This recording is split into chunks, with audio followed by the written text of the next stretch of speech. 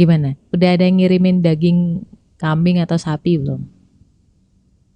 Belum? Sama. Gue nunggu-nunggu nih sampai sore gitu, belum ada juga yang ngirimin kambing. Cuman alhamdulillahnya adalah tadi siang gue mendapat paket yang tidak terduga-duga sebenarnya ya. Jadi ada salah satu temen tuh baik banget ya orangnya nih, gampang banget ngasih, gue juga heran ya. Dia bilang kalau kemarin tuh dia beli kopi dari temennya. Karena dia nggak ngopi, jadi kopi itu buat gue. Dan siang ini paketan itu datang. Beberapa hari sebelum dia WhatsApp tuh, gue sempat ngebatin gini, ntar kalau misalkan ada rezeki mau beli kopi hitam gitu kan. Ya kopi hitam yang Arabica, kan ada dua nih biasanya, Arabica atau Torabika. Salah ya, Robusta. Salah. Pernah gak sih lo tuh ngalamin hal yang sama? Jadi kayak lo kepengen apa, gak berapa lama kemudian datenglah apa yang lo inginkan itu. Pernah? Sesuai tema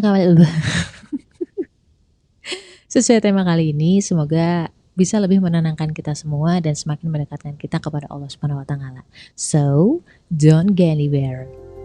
Assalamualaikum. Gimana kabar lo? Alhamdulillah.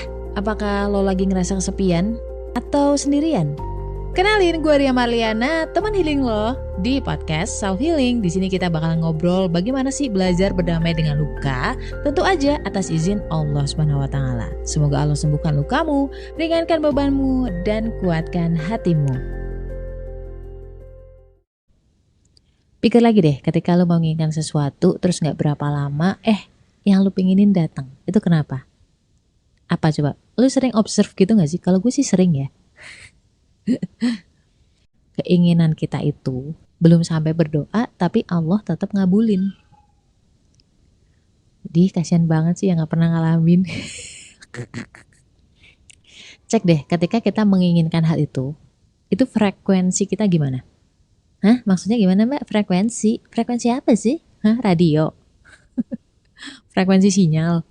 Itu coba cek deh, di saat itu jiwa kita tuh frekuensinya lagi kayak gimana?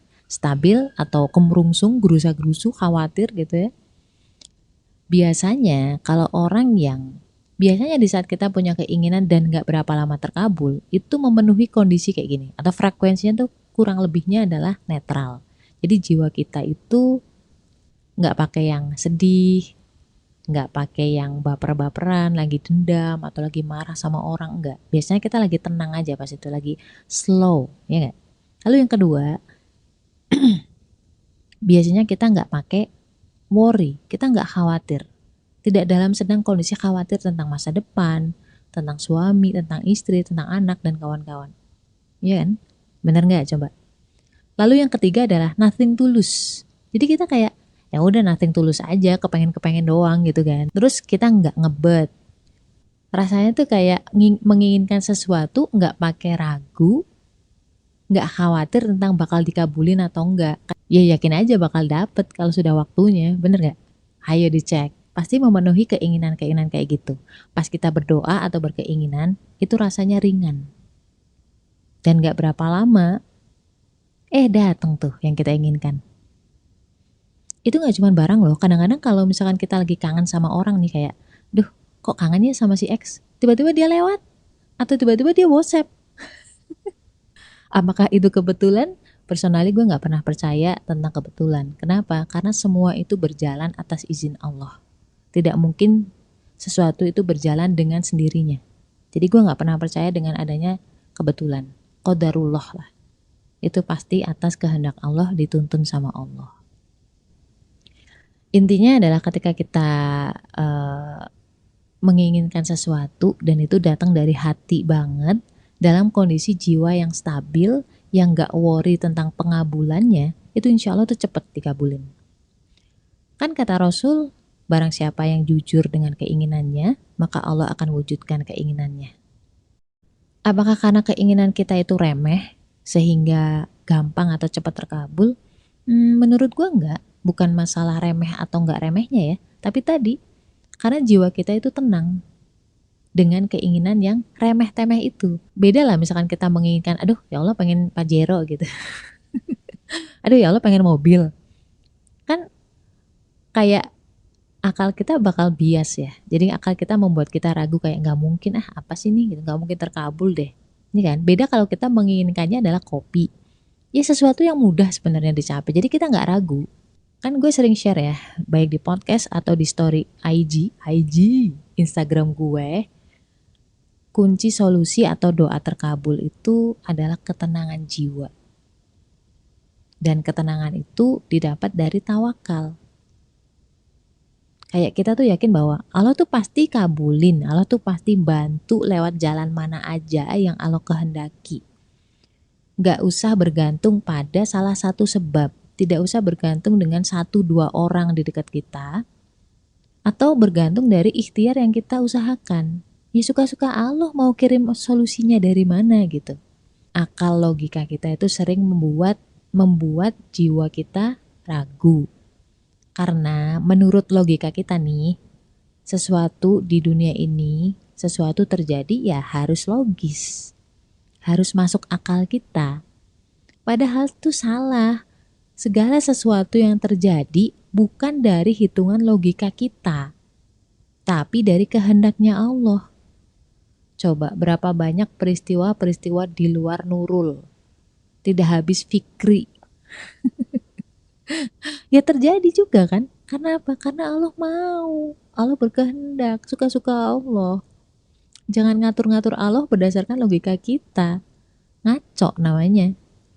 So itulah kenapa doa itu butuh waktu. Kalau lu doanya cuma sekali, itu pasti masih banyak lubang-lubang keraguan di hati lo. Jadi belum sampai ke posisi yang gue bilang tadi, netral. Tenang, bertawakal. Butuh diulang-ulang, direpetisi agar jiwa itu full of yakin. Insya Allah, atas kehendak Allah, apapun doa kalian itu pasti dikabulkan selama bukan doa untuk memutus silaturahim dan bukan doa yang isinya dosa. Itu ada hadisnya, jaminan Allah bakal kabulin itu. Cari deh, dan di episode-episode gue yang tentang doa di bawah-bawah kayaknya juga ada deh. Gue udah sempat spill. So, selama kita belum bisa membuat jiwa kita yakin, nikmati proses dalam doa. Iya mbak, tapi susah untuk tawakal, susah untuk tenang, susah untuk yakin. Pasti karena jiwa itu gak tunduk sama logika kamu. Jiwa itu cuma tunduk sama penciptanya. Siapa? Allah. Makanya kalau lo pengen tenang, itu bukan kayang, bukan nyemplung, bukan koprol. Tapi minta sama Allah, ya Allah tolong tenangkan hamba. Kalau gue tuh kadang-kadang doanya Nabi Musa. Biar kita tenang, biar kita lapang hatinya. Robis rohli sodri wa yasirli amri. Itu insya Allah tenang. Atau kalau enggak pas lagi kemerungsung gitu ya, kita sholawat.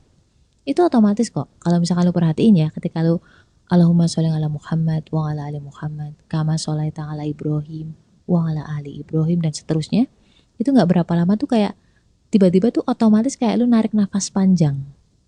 Coba deh, coba. Iya, gue tungguin, cepetan. Bener kan? Mau dijelasin sama logika itu ya gak bisa. Logika itu terbatas dengan kata-kata. Sedangkan banyak hal di dunia ini tuh gak bisa dijelasin dengan kata-kata, dengan linguistik. Udah percaya aja, kalau gak percaya coba. Fokuslah agar Allah tuh ridho menurunkan ketenangan ke dalam jiwa kita.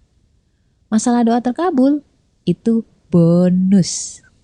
Gue sempat highlight beberapa catatan dari para salaf ya, seperti Umar bin Khattab radhiyallahu anhu berkata bahwa sesungguhnya aku tidak mengkhawatirkan tentang dikabulkannya doa, namun aku khawatir hilangnya keinginan untuk berdoa, karena ketika aku diberikan ilham untuk berdoa, maka pasti pengabulan itu bersamanya. Ya kan? Paham dong maksudnya? Masa harus gue jelasin? Udah pernah kok di episode Indahnya Berdoa kalau gak salah, ada di bawah, cek aja ya. Ibnul Qayyim rahimahullah juga berkata, barang siapa yang diberi taufik untuk melafalkan doa, maka pasti Allah ingin mengabulkannya. Sebab seandainya Allah tidak ingin mengabulkannya, tentu Allah tidak akan mengilhamkan doa padanya. Benar juga ya.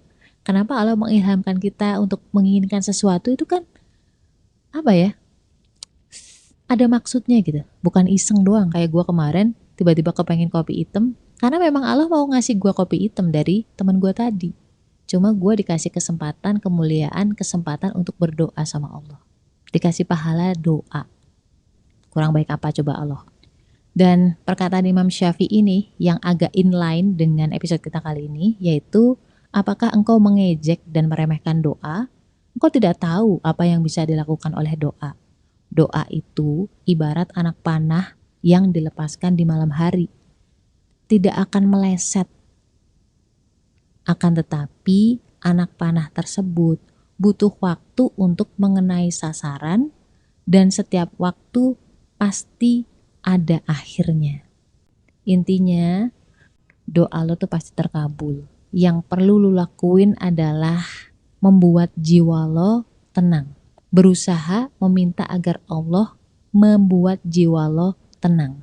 Once jiwa kamu tenang, itu gak lama lagi doa kamu akan terwujud.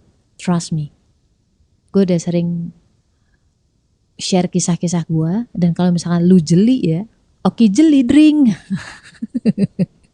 Kalau misalkan lu jeli, lu akan menangkap pola yang sama. Dimana kita udah berusaha sekuat mungkin, seluruh tenaga udah sampai habis, diperes habis, sampai otak tuh buntu. Di saat kita berserah, bertawakal kepada Allah, udah Allah doang yang bisa nolong. Dan di saat itu Allah akan turunkan ketenangan sebagai pertolongan pertama. Dan biasanya gak berapa lama akan terbuka jalan solusi itu. Dan hadiah paling indah menurut gua secara pribadi, bukan hanya dikabulkannya doa atau dikasihnya solusi, tapi bagaimana kita tuh semakin yakin dengan Allah, semakin yakin bahwa doalah senjata kita, semakin paham bahwa Allah tuh gak kemana-mana, Allah selalu ada bareng kita. Jadi nambah iman gitu. So, la haula wala quwwata illa billah. Stay love and assalamualaikum warahmatullahi wabarakatuh. Kenapa sih golongan darah B itu pelupa? Susah banget ingat nama. Orangnya juga cuek, gak pekaan, gak perhatian. Kenapa coba? Bedah itu semua dari buku cerita tentang karakter golongan darah B dengan judul Beauty in a Beast. Order sekarang, link di bio ya. Buat teman-teman yang pengen nambahin cerita gue atau pengen nanya-nanya, boleh banget klik link komen di bawah. Di bawah mana? Di deskripsi box.